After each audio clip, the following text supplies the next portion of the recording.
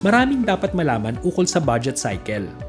Mahabang proseso ito, ngunit makabuluhan at mahalaga sa pang-araw-araw na gawain ng ating sintang paaralan.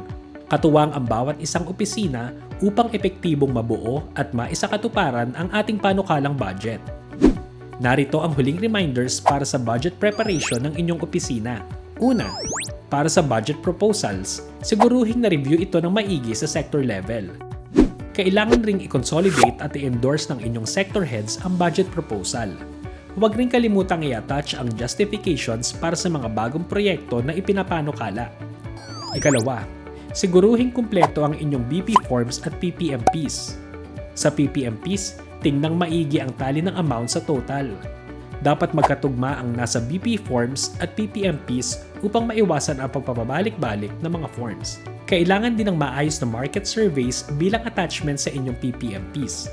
Huwag itong kalimutan.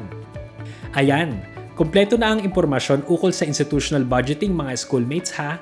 Kung may mga paglilinaw at katanungan, huwag mahiyang magtanong. Maaari kang mag-email sa Budget Services Office sa budget@pup.edu.ph o tumawag sa Local 222. Maraming salamat at happy budgeting! Tandaan, ang bawat piso, may kwenta, may kwento.